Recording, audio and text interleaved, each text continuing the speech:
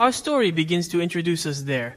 Tarbur's a night city with skyscrapers and already Des floating. We have the man running through the field when a red circle appears right below him, immediately followed by lightning. The man manages to dodge and appears to be quite a gunslinger, chasing water ahead of him and calling the gardener Akumanibus. She points her finger down and makes several rays appear, the inversion to the man. He manages to dodge all counterattacks, but accumulating levels quickly deflects bullets and summons another lightning bolt where man was. Did this lightning do any damage? But the man positions behind Lakumanibus, who does not wait and throws his pistols, making him scream in pain. They get angry, invokes magical cycles throughout the garden, and this time not just where one is. Then the man realizes he's in trouble and the sky begins to open up. As he accumulates nivos, he slaps his hand on the ground, sending himself off. Practically grey, many red cycles are bombarded with lightning, began to destroy the entire garden. That there, Nibes watches the hat of the man floating in the air and falling to the ground without sign of the man. She starts to laugh, but hear his voice asking if something good happened by surprise is looked down and is received by the mouth of his gun, which is carrying an attack while he tells Joes. A blue ray crosses the face, reaching the place where he was trying to attack. Lushi managed to retreat a great instance and notes that she can release the rays of his body. Also Another man asks if he needs help and grabs his hat, and I find out his name is Ranger. He said he doesn't want help and doesn't want anyone to interfere even if he dies. The man, frustrated at having to stand still for no reason, said it was annoying. Then the Ranger, laughing, said that ignorance is a blessing, and the man observes both looking up and sees a huge storm of rages being conjured up. What is a cumulonimbus? The man decides to help Ranger, and Ranger warns that he will just warn him not to do so. Oh, as Lanibulus starts laughing, asking if they are capable. Diverted from his thunder dragon, the dragons formed by blue and purple lightning are gigantic. Range asks what that is, and the man says it's her final attack. He tells him that he must concentrate and attract a head to each, so the Range refuses and says he will do it alone, asking the man to step back. The man keeps saying he will go up the range, down, and we see the blue dragon going to attack directly on the Range's hit points, as everything starts to slow down before he can finish his sentence and everything freezes, as if it was the attack of the dragon's mate, the Running Man. Range begins to sweat nervously and realizes that this is a dangerous situation. Granjum below makes a loud sound and holds it, preventing it from moving. Then Range screams, saying he didn't ask for help and didn't want this to happen. But the man ignores him and waits for someone to untie it, insisting it's clearly not his fault. Time resumes as if it were being stitched back together. In the GIP, Range asks for one more chance and we see the man running. Again with time resumed, then he laughs saying he's happy they're together and asks Ranger if he agrees, only to see Ranger being destroyed by the attack. Ironically, the man is surprised to call Ranger, asking him to stand up, seeing Ranger's eyes start to lose consciousness. He said that it all ended in a stupid way, while his vision gets blurred looking at the man to find out that the man's name is Shinsung, and then he calls the troll down, saying that he worked hard to get there and all because of Nania. He starts insulting, saying that everything has been ruined. Side Ginsug is completely surprised. Then we see a pixelated version of Ginsug asking, "What's going on?" And here's where he couldn't dodge. So that question, what's so fun about this holoplay? Now we learn more about the game you are playing, which is an online action game called Dos on Fighter Online, or for those closest to you. The full game takes place in Arari, where explorers risk their lives. Some risk their lives to improve their equipment, others for money, and some just chat with Samsung style. You said Rowandi was the most unique of them all. Rowandi asks for help. They say that Arad may be in danger of disappearing and that they need to bring down ISIS. Awakened. Garden Sung sighs, asking if he just wants free help, and Wendy replies no. He just needs to know what threats they can face on the way to ISIS, and will adorn ISIS alone now, from Insung. Reading this in real life, I comment that the guy is serious about holoplay and has never met anyone so invested in it, and he thinks it's weird, but he's grateful that here is broadcasting everything live and risking it alone. Life by Views, and finally discovering that his full name is backing the Samsung streaming, famous for tutorials about gaming. He said he was approached because he knows he teaches people and sees the chat laughing and asking about holoplay. They say it's for Aradi's sake now, from Samsung like him, that although the guy says some weird things, sometimes I thought it was just an attention seeking, and that he is on the air until he starts offending heavily and leaves the party. Now comes me from Samsung suddenly get up from the chair when your monitor turns off at the same time and said that accidentally said that. tightened the cable with Trio that secret of wrapping cable around the foot, and that this is annoying as it has nothing to carry, and that style looked like Witeichu. Now he finally manages to connect back, and wonders why Ruange was so angry that it is that he can use coins to revive, and wonders why he had to call Ruanger low tension circuit. Then he clicks on Foe's game, said Ruanga made it look like he actually died, and when he clicks 2 times on the game icon, his screen starts to crack the south grill, which is surprised. Oh, comes a bright golden light emerge around. Back from his room now begins to open a rift that distorts everything around him. Now Ginsuk falls to the floor, covering her face, and asks what is going on in her room, and all we see is a giant Lada goddess holding her in the palm of her hand. Now Ginsuk looks up completely speechless, and the goddess says that he entered and the contact with the lambda in which he did break. He asked what he is talking about, and she is referring to range from before, but more importantly, he wants to know who she is and where she is, and saying she was just in her room. She presses him with another finger, saying he to take responsibility with his mistakes, which causes another crack behind him. He begins to sink further into her, as if falling into a void. Then she begins to fly underneath like a meteor, passing a giant whale in the sky and a large tower toward the earth. Then it hits the ground and begins to crawl across it, leaving a large trail of destruction. Then he starts to get panting, wondering what is going on, and is surprised to hear his arms, and before he can comprehend, a large explosion occurs in front of him, making him fly backwards, better for the fire in. As an order of globes begins to emerge and I hear them laughing, manically now, Jinsuk is surprised when he sees a woman, Pia, asking what he is. How dare you do this to your precious forest, saying you were begging to be killed. So they have of the hand, saying it was a mistake, but think the fire she caused is causing even more damage. Then she tells him to shut up as she launches the globes at him, saying she will make him pay for all this. He screams and starts running. If you're wondering what's going on, then the face piece is a pool of water, and you hear splashing, wondering what's going on. Obviously the face doesn't belong to him. Later, we see his footprints leaving the trail in the burning forest, and the early Pia is screaming for the Gomes to find him, saying he can't have gone far. That's what he hides behind a tree, mentioning the names of the monsters, the Gomes, the planners, and the Tal say they are all the monsters of the DFO. Better is for his hand and says the indisputable appearance of the Dark Knight, one of the DFO classes. And he wonders if he's in the game now. He said he just wanted to play a game and not live it, and wonders how he can vote his world. Then he hears the sound of something struggling and sees one of the Taos fall to the ground, which surprises even the boys themselves. Then Jimson realizes what this means when he sees 2 people dressed as unique costumes, one of them being bloody Ghost Riders. They start to move forward, saying that it was to be expected if it was the boys. He asks who they are and how they got there. This confirms that it is the Ghost Knights class within the DFO.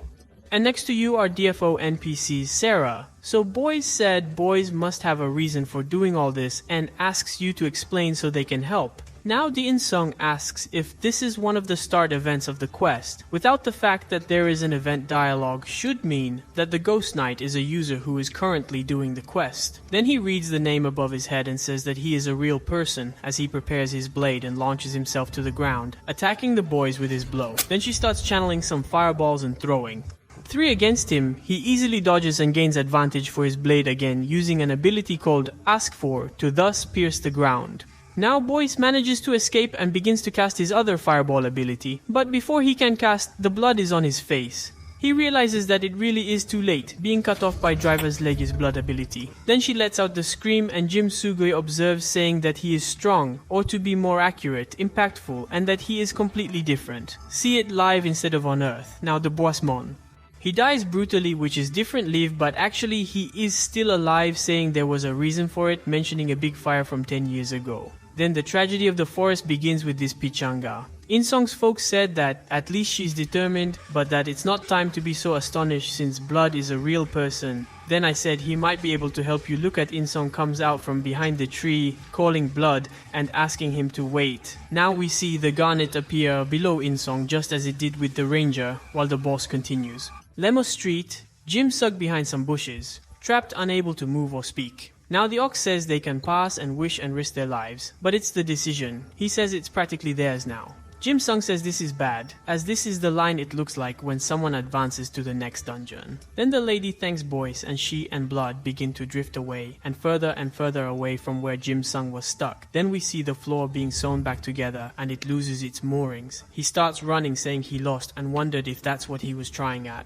I asked Lo to interact with blood, so Joy is saying he doesn't know what I was trying to stop Lo, but asks if they really think he'll just accept and give up. Then the scene changes to later, where he is completely defeated, saying he can't take it anymore. So in this dark place, a scary question watching from Translante has always been so scary. He said it's a Dujan's tutorial that takes less than 10 minutes to complete. He says he needs to hurry, because if blood cleans Duja and leaves, he's already in a basically horrible situation. Soon we see several eyes popping up behind him, and then he turns to see a bunch of ghouls. He screams and leans into a tree, telling them to move away as he has a big gun, so one of the ghouls goes for an attack. He swerves to the side now of Samsung and realizes how close he was to losing his life and makes eye contact with Monster. They started running around desperately and saying that this is so different from the screen and it's pretty much too scary and gross for him. Then he said it was just a mob in the game and compliments by saying it's such a small thing. Then he hears the scream next to him and recognizes that it is Sarah's voice, saying that it must be where the blood is, him or the sight of.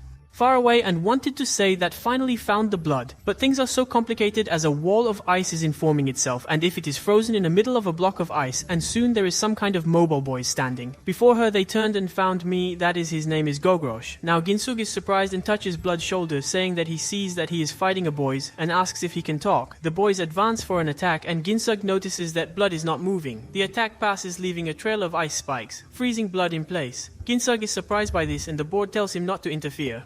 While raising more goals, Tinson starts hitting the ice, telling him to leave and wondering if Blood really beat Ofke in the middle of a fight against the boys. One of the ghouls instantly jumps and attacks Ginsum and deflects one of the attacks, but another hits in response right in the chest, making you scream at the sight of your own blood. Now the ghoul prepares the fist for the other attack and soon Dainsung finally manages to react, then blocking the blow. He said it hurts and that he thinks he's going to die right there and screams that he doesn't want to die. He cuts the ghoul in half, sending it away, so he's a little surprised. This, with the ease with which it was when seeing the body of the ghoul disperse and there are still more ghouls being summoned and attacking, looks at his blade and begins to smile as he begins to slice the furniture right in half. He says these are the skills he's seen every day for more than a decade and that these moves are etched into his memory. He just needs to think about using them and his body will automatically follow, allowing him to do whatever he wants. He advances to the ghouls and raises his weapon and calls the ox. He says he'd better start praying, so the ox throws some pieces of ice directly at him and him. In one of his abilities called Uppercut, he cuts in front of you, breaking the attack and keeps dodging, flaking the ice chunks while advancing and pulling. The boy is then starting to list all the abilities he wants to use to create a combo. We see him preparing his arm to use the normal attack, but before he can finish, a huge ice side forms on the ground, dominating the trees. The ox then begins to laugh, another bright light behind him, as Samsung's was not caught by the attack and instead dodged. He begins to prepare for the final attack. The ox turns, but it's too late. We see the ox being cut into absolute pieces, with his body pieces scattered everywhere. Then the Grove is surprised and Ginsug explains that accounting in succession cancels current attack. Now in sequence it's releasable automatically, basically allowing you to deport at a short distance. All the ice magic begins to dissipate. Ginsug explains that this is due to the ability combo system and specifically there is a mechanic called time break. He said this is the basic technique he used to play as Dark Knight and feels confining. Now we see the corpse of the boss slowly starting to pull himself together, saying he needs to restore his magical cycle, plus a sword. Nailed in the south skull, and with this begins to stab the mind, repeating, telling him to hurry to die. However, he almost forgot about Account and Nasi are the goals. While Boaz is needing to fall, he hears a sound of ice, breaks on his right and sees that Sarah has been freed from the grate. And Suko says it looks like Dujo's breaking event started there. It looks like he accidentally completed Blood's quest. He notices something on the floor that landed on the bios, a purple card with the boss face on it. He picks up the card, and a bright distraction begins to appear again as he is sucked back in front of the goddess. However, he screams, saying again, she said, it's impression.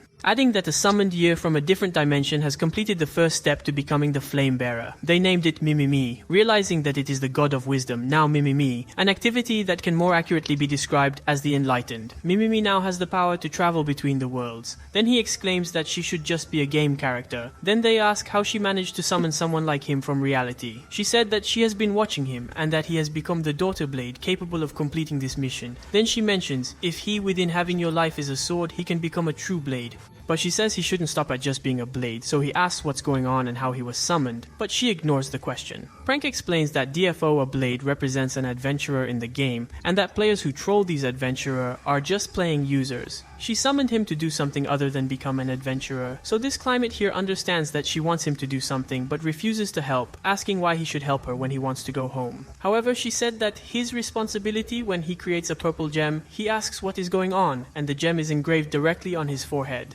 Through his skull, then he starts having Range flashbacks. I know he didn't need help, and since he ignored it and helped anyway, they now realize that he was the one who killed Range. Then Cristiano is taken out of his head. He begins to feel overwhelming guilt, starting to vomit. She explains that the blade he destroyed was human of the same dimension as him, due to his arrogance to defy the fate of the blade.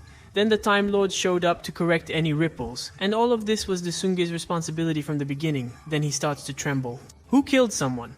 Now I don't even smile, saying that corruption is spreading all over the road. Then he asks what it means, and she explains that corruption disrupted the tests and took the blade the wrong direction, and exemplifying. She says that if he continues like this, he hates her and only reaches a distorted future, so he needs to guide the blades to the correct tests and must become her forging steen eyes. Then she explains that it is while the player deals with the goals, will purify the magic cycle, which is the correct flow in the tutorial. However, since Pludi hasn't moved, it won't either. It can move, although it may have been more of a coincidence, she says. If he wasn't there, she definitely would have been killed. Now Jim Sanga understands that if she is not alive in the next quest and will be a total bug, then he concludes that it must be someone to fix the bugs. She confirms that yes, and that this is the tenacious work of forging. Now that he understands, she says he must go ahead and do his job. However, he exclaims, asking her to wait. But she says he needs to help the blades and cleanse the corruption and find the source of it. Then it assures the fragment of reality by asking how it acts with. Like I said, yes, when you haven't decided anything yet. Then she replies that since he completes his duty, she will return him to the place from whence he came. Then he asks her to listen, asking what she should do as a low-level character, and asks her to give her some abilities. She then cowardly, with a huge amount of items, explains that she can't handle them, but can provide him with an item, so he must choose wisely. However, he recognizes them all as rare avatars and epic equipment, including some well-mastered equipment. Then one of this particular one catches his attention. He asks for the king's contract permanently,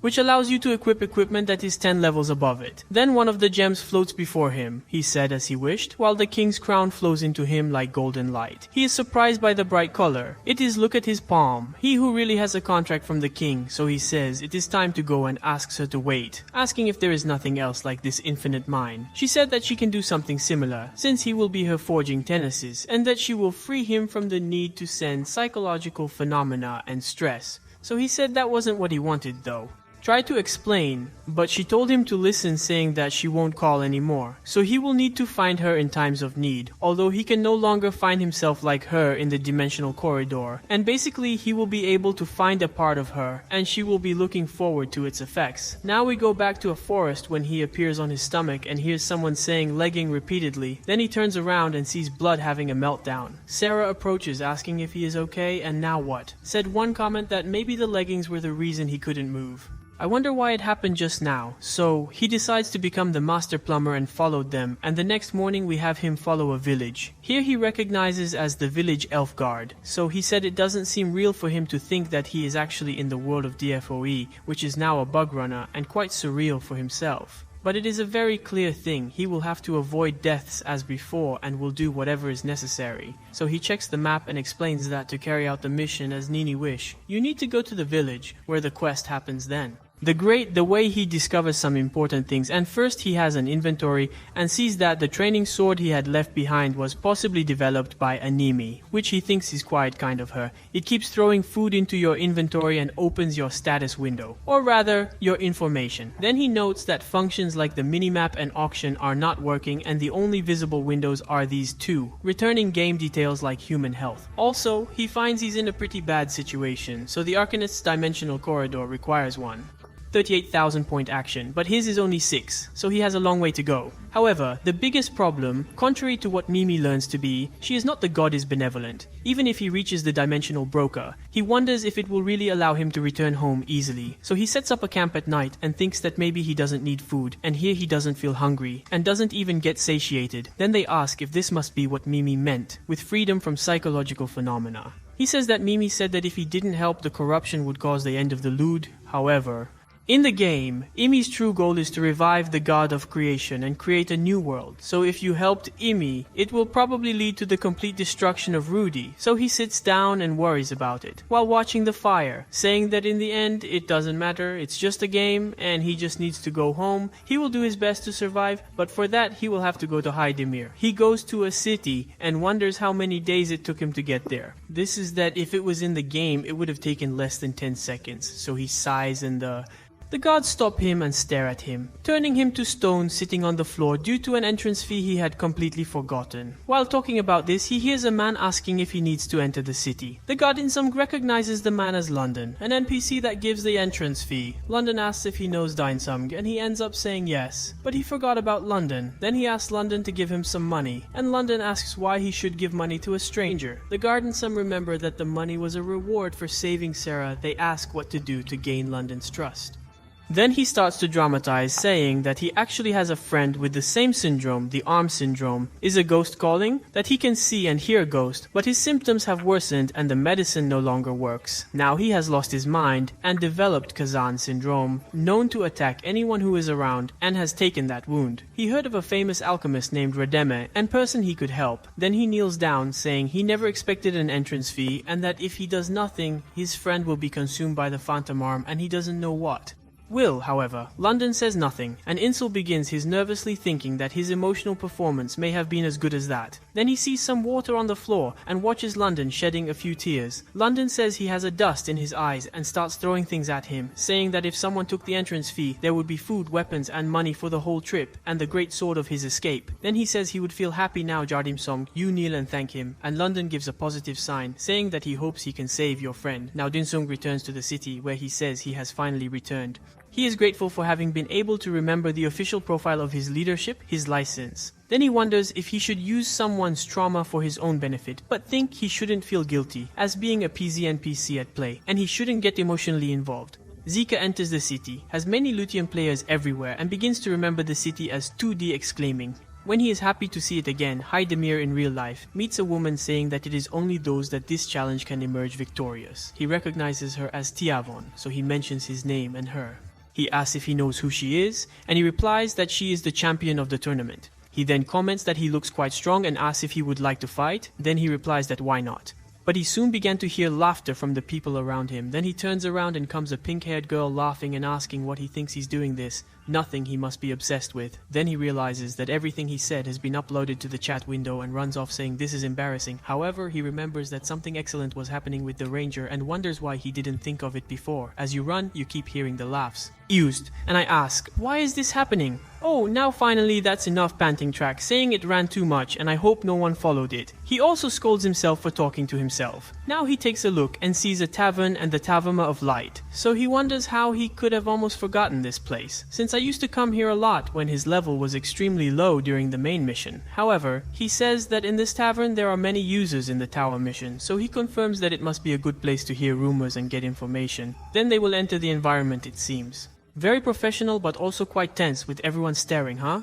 Then they ask if he should leave, but he decides he can't back down, as first impressions are crucial. Then the bartender greets him and asks what he wants to drink, but he asks for a glass of milk, so she is surprised, and he asks if she can tell him something suspicious or strange that had happened in the tavern, so she thinks he is very strange, but she tells herself that she would like to show him something. She opens a briefcase saying that if it's to talk about it, he should have just told her. Then he finds it quite interesting and asks how much does it cost. So now we see welcoming, and we see a player coming in who ends up introducing himself. Now Jim Sugg recognizes issue in the middle of the Sky Tower mission and that this woman must be a user doing the mission, and so her war name is Ripper. Now outside he hears a woman urging the clan to hurry. Now Jim Sugg wonders where he's heard that voice before, and the woman said that's why she hates rookies who only ask questions and don't listen asking because they think they know everything, and asking for respect for the captain's orders. Now Jim Sugg starts sweating nervously, saying it can't be, and wonders why. What is the Order of the Iron Wolf's hair? And it's outside. Now we get an update on where he is on the map, and now finding out that the Order of the Knights of the Iron Wolf serves the imperial family of the Delos Empire, and is currently stationed in the Sky Tower for a major investigation, and so players will perform missions in the Sky Tower with the individual from that order. But they ask if this order also appeared inside the tavern. Now they know the names of the knights, saying that Fiona and Dan are at the Sky Tower Puppet Museum, and that they can also find Lenny in the dress. by the dark side, however, but none of these three should appear at this point in the story. Between these two users are talking about something that happened after the two memoirs are completed. That is, these three no longer appear in the history of the clan. So he says if they followed her, that must be some kind of corruption. Now Sarah leaves and thanks the bartender. Now Sug realizes that he must follow behind them, they people in the distance, and wonders which of the three is the corrupt, saying that in any way he needs to prevent them from doing something. However, the guards then stop him. He gets a little confused. They say that if he does not show permission, will leave. Now Samsung enters into despair and starts screaming at them, and the man with purple hair sees who climb, explains that it is an entrance pass and is granted by an NPC named Roger Takes, and that he consider access to Sky Tower. Then he goes straight to the point, and a woman says that he is on a business trip at the moment and that he has no authority to give him an entrance pass. However, Disuko gets completely defeated and starts hitting the ground asking how is it possible to go with ONPC, who gives entrance steps, can I leave his store, and how should he enter the Tower of Heaven, or what? So much someone calls Insug and asks, who is it? Now the scene changes to the man talking to the guards and confirming that the entrance pass is indeed George Takes, and they say it is the man he can enter. Now I find out his name is Gaze. However, Ginsu grabs the paper saying he's going in and starts laughing at the guards, saying he forgot that teaming up with someone who has a pass was an option, and Grease Chalk can make everything so easy for him. Now, Chalk said he's been watching for a while, saying he's having a lot of fun with the game and that his PR concept is pretty funny. However, from that... What did you say? That he wasn't playing the part and that's just the way he talks. Then Geese starts laughing at him, asking who the digital stutter is, saying that he is really funny and that he will kill Bermut for himself. What made him laugh so much? However, Dinsuk realizes that this is bad because he can't accept help, so it's down to cancel the team quickly. Now we see Gui tapping on the monitor. And we heard a voice from a woman saying, it's a shame he had left because he was really funny, and wonders why he can't see his username later. I came to lie up his pyramids as he climbs the tower and says he will have to avoid the chalk from now on. If he finds him now, he looks to run from the tower and says it's too high, and wonders where everyone went. He says he doesn't want to waste too much time. I need to do the corruption. He spots Fiona coming down the stairs as Lenny carries Dam. Now the girl Fiona says she's tired of him and says it wasn't even hard to dodge. Now Dama apologizes and says she's up. Trying to protect the explorer. Now a line is ordered. This is from Insug to stop spilling blood everywhere, and that he is in no condition to worry about Insug's explorer wonders if they are leaving the user behind, and suggests that maybe it's not them who are corrupted, but rather the captain on the good side. Now the person charged with leading the team and the order of the Iron Wolf Knights. Husug starts up the stairs quickly, thinking he needs to get there, before he wonders what will happen if the clan finds bomb. However, maybe this will spread corruption even more, and he needs to stop it before it happens now. Dragonbat appears behind them, calling Luis Serrano just Ceres, and emits a high-pitched scream before advancing against him. Lowering his face with his teeth, he is surprised, and we see the Bat Dragon coming for 1 second the afternoon. But he reaches his inventory, takes his blade and cut it in half with a precise blow. But Bat Dragons appears and there begins to fight them one by one. Say that he lowered his guard and forgot that this place is already inside the most die, and the more monsters approach, he cuts a Bat Dragon among the lizards, which he had to consult in the last game. Try attacking him with one of your moves then. Dodges the claw, spear fills the lizard right in the middle of the chest. While the monsters recovers from Jim Song's attack that closes the distance and will attack another second, the lizard appears from the side and deflects his blow, pushing Him Song's attack far away. However, the Bat Dragons think it's their chance and go straight for him, but he eliminates them and positions himself, comes after the lizards again. Then he realizes that the situation is bad as he has no time to retaliate due to the large number of enemies. It's constantly being pushed back, so it starts running, so one of the lizards takes the opportunity to get to it. Right close to him, and he screams to use his Dark Flash ability, but nothing happens and he is thrown backwards, crashing into the wall. Then he realizes that he is out of MPE, that he must have leveled up before coming on the quest, and then he notices that he has hit something other than the wall and begins to glow orange while releasing fires that burn the monsters in front of him, setting them on fire. Now they say he said he had completely forgotten that there was such a mechanism, and he remembers that there is something at the end of the line of statues. Then he starts running desperately towards the edge of them, where there is a magical cycle, and full recovery. Then the monsters get closer and closer, but the air quickly fills with blood and body parts as he begins to cut them to pieces due to the power supplied. Then he sighs in relief, said that it was close, that now he will take the opportunity to level up. Meanwhile, he can see how much the clan is ahead of him now, but the lizard starts to advance Samsung account, but he uses the Dark Cross to eliminate them instantly. However, now we see an even stronger version of the lizards, called Mercus, but that now of input also has to look in the game liquid, so he misses the chance.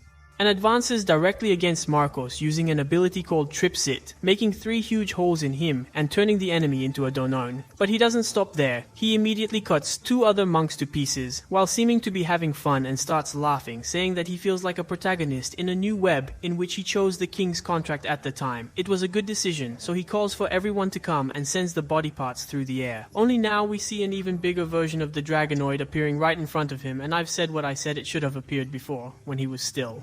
It was low level, and here it is now at level 14 and with fame level 17. Now, discovering that the boss is called Lewis, and he speaks saying that he saw WhatsApp beating up the tower and orders all the other Dragonoids to attack him. One of the dropouts tries to stab him in the neck, but he dodges by cutting the monster's heel, making him fall to the ground, finds the scream of agony. In fact, Suga jumps from behind, giving blows with Dark Lash. Now the Dragonoli comes sideways and swings his spear at him, but we see that he arrives in the middle. He positions himself behind him, saying that he is too slow, and starts this here his face, but ends up wrong and hitting the pillar behind the Dragonoid, leaving all the Dragonoids confused. However, Tsubi starts laughing nervously while Mercury is confused, but ends up taking a punch in purple. Tsube recovers from the secondary shame. I will cut another wave of enemies. Then we see more dragons, bats flying over him and attacking the ground. They seem to have defeated, but we see that is not the case, as he is already after them, so he tells them to die, but again misses his ability called Roops. Close it and hit the ground instead. Then one of the bat dragons gives him a headbutt, and Suga explains that the Dark Horse combo system allows you to skip the cooldown time between the use of abilities, but also only allows you to use the abilities in the chosen order. However, he informs that shapes how he chooses his combos, indicating his ability as a Dark Knight. Now we see that he is constantly wrong as they look at him, and he is embarrassed. Then he says he was very stupid in choosing the order and wasted his skills 2 times, but he says he would only have right if it was in the game. But clearly this is not the case, as it is now reality, and one of the Mercosus wraps its tail around its leg, pulling it down and causing it to fall to the ground. Then he starts rolling sideways to avoid attacks, but uses all his leg muscles to get up and pull. The Mercos is heading towards him with its own tail, and he goes to attack, but it is too late as another enemy intercepts him. Now it launches across the chest of the giant North Dragon, almost hit also Samsung. So he is surprised. I saw that it was Linus who made the attack, did it getting his subordinate without hesitation. However, that he tries a new attack, taking his sword in the air using Grande Rock skill, and more purple cuts are thrown towards Lewis, but the boss easily dodges without even making an effort. However, I said I expected this, but still the boss does not fall easily, so he blocks a blow from Lewis, but it is a constant attack and a rain of blows. More blows, and Oz is relentless with his attacks. However, what can hold the light gun to prevent further attacks? However, this was exactly what Leos wanted. He starts laughing and surprises the two, with Ginsu clearly retreating due to the maul. Then his eyes turn completely white. Banks and Leos throws him backwards, causing him to collide with several objects near the wall. Then Lisuko looks back, panting. Benik Leos is still strong and healthy. He grabs his sword and tries to attack, but is blocked. He says it hurts. He attacks Leos again, but we see that there is no force behind the blow. He tries to use another ability, but his feet start to slip, causing him to fall to the ground. Then Luis raises his weapon and will to feel. Suga is over, and the sequence stabs on the floor where he was, but from Suga and is in transports and starts murmuring, and 0-3rd, and them stay. As Suge hormones and advances, but now Suge is screaming, and we see his sword glowing purple as he goes for another attack, while Lewis then forcing him to block the blow. Then Lewis realizes that this attack has great power as it begins to break the ground beneath him and sends a shockwave. Lewis wonders about the immense weight and is repeating the wave of power while on the verge of losing consciousness. However, Desuge explains that the true essence of the combo system is not the version of the attacks, but rather the timing and order of execution of the abilities. However, we see Lewis's weapon begin to break, while Insalgas continues his attacks using another ability called Explosive Dunge, leaving a large scar on Lewis's chest. Then after breaking the weapon, and it starts screaming in pain with his blood flying around the room. However, Deshuga has the transporter behind him preparing his next blow. Then he emerges from the portal right behind Lewis, counting once again, saying 5th, and explains in the more you use combined abilities, the higher the damage accumulated, and the 5th use of the combined ability deals 200% more damage, so your sword.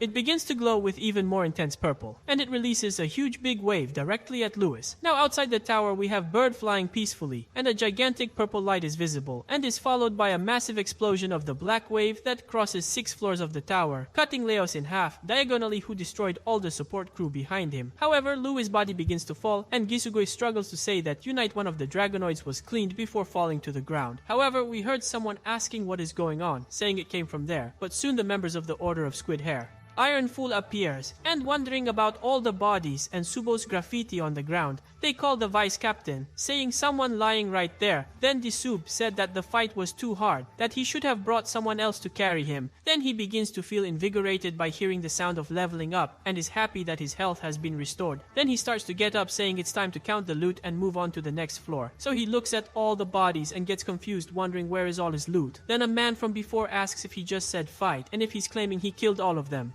Sug's monsters then recognize the voice, and came the man putting the gun to his head. The man asks who he is and how he is Tornator, and I found out that his name is Rats Van Rouge. All the other guards immediately point their spears at the Insum, encircling him so he cannot escape. Then Has tells him to identify himself and declare his affiliation and explain how he knows him. However, he said what asks how he should not know, saying that due to his unfavorable behavior, he is the only PCA to receive a personality Nife in the entire history of the DFO. Then Art says it looks like the Sug has no intention of responding, and said which explains why he's the vice captain of the Iron Lopes, and that's why you know him. He then asks them how he got into the tower and says he answers that he received the Rouge level pass. Now Artes asks him to see the pass to confirm, and says he doesn't have it. But Artes gets confused and says he starts explaining that the pass is with his friend. So the questions are who is the friend and where is he? But said what laughs nervously, saying that he is probably down there. Then the Art told him to bring his friend to him, and he releases him as soon as he checks the identity and the pass, and that there will be consequences if I am lying. But from Sug said that he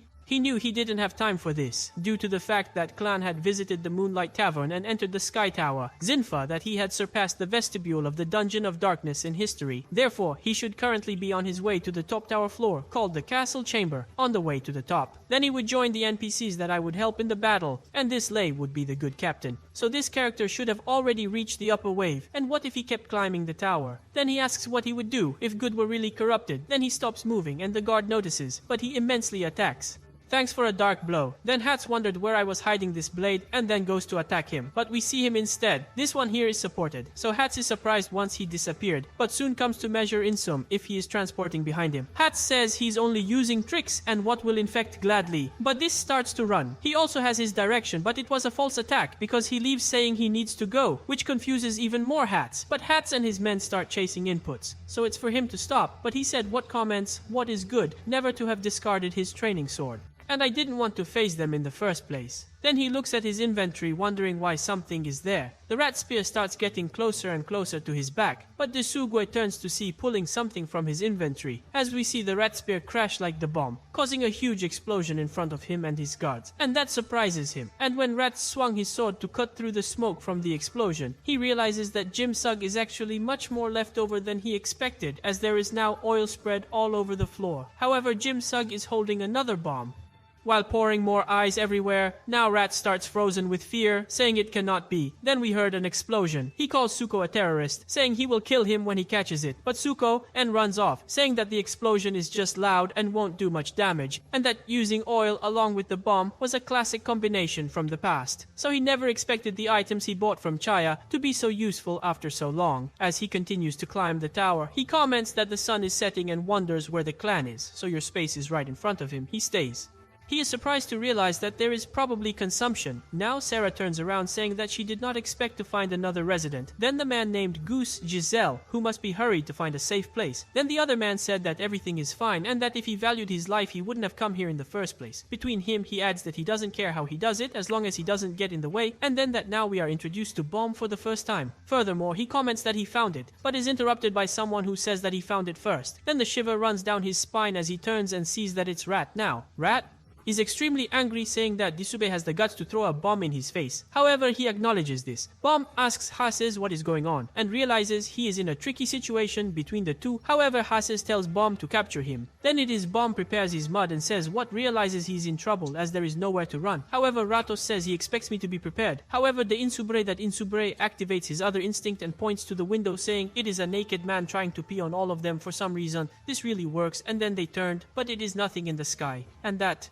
does not pounce from the tower. While screaming, they look through the railing, wondered if he threw himself over Juice, begins to engrave his sword on the side of the tower since his fall. However, when he loses all momentum, he jumps into one of the rooms and imposed to safety since it was right in front of him. But fortunately, it seems that corruption has not yet spread, and he needs to hurry. See what their plan was? He needs to purify them before it comes. The next Moismora now knows this question is what was happening to him, but well, says he does not know, but that there are many strange guys, but they to forget it because he is very tired, and that He was supposed to take a break on the next floor. However, Sub starts moaning as he climbs the extracts again, never going to climb anything again. Then one wonders where the clan is waiting. Even if they have not arrived the next Maizmora, in sequence we hear the Year saying, "Ah, good to stop, I learned Sergo," and turns the corner and sees Good with his sword in the air. Need to attack the Year, and he screams, realize that it arrived too late, but instead sometimes turns into a moment, and the 8 for Good begins to massage their Year with the handle of his sword. They say that his songs have a lot of tense, but Yoon only tug right style. Aline asking him to stop and asking if he can do it more gently, but he's exhausted on the stairs now. Well, ask Sarah if she needs it too. She says she's fine. However, said that I don't think they're fine yet, but that I'll keep an eye on them until I reveal their true colors. Going a little further, he comments that there is no good trying to hurt the other NPCSE, nor try to control the orders of the knights. On the contrary, he is completely normal now Year, and customers need to investigate the layout of the site, as this will be easier to find the master, and that he will with Good investigate.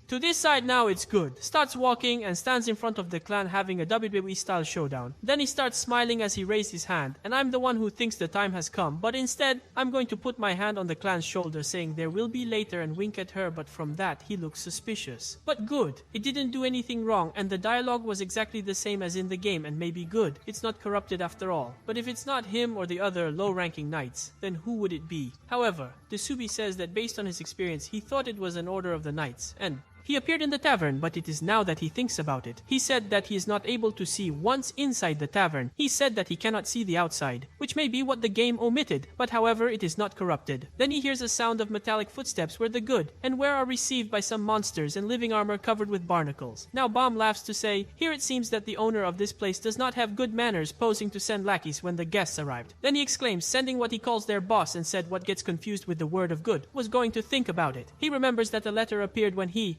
defeated Chief Kulich. They wonder if that means that if Good is corrupted, no. The card will only appear when he is killed. But based on the original story, no, he shouldn't die there. But he said if he died there, he could change the story, and said it wouldn't be any better than the actual competition. She said what she said, that maybe, just like Kulich was, the boss this time is also a monster as he thinks about it. But sense makes as he easily espacho the living armor or wonders where Rats is, and Anna says he's probably still chasing that crazy from before. The hand says they should make sure the Prentice met. Now of that, I comment that this is the problem, but thanks is what happened with Good Hats, and the knights are keeping an eye on him, and to help during against the fight against the boss, I need to find a way to get in. Now we see a set of staircase fronts, and someone is unsheathing their sword, and then defeating some living armor. The corpses of monsters fall in front of them, and a woman laughs saying that she was impressed by his ability. As always, the man tells her to stop making fun of him just because he's old and asks how much is left. They answer that based on the magic, the density they feel, they must be almost there.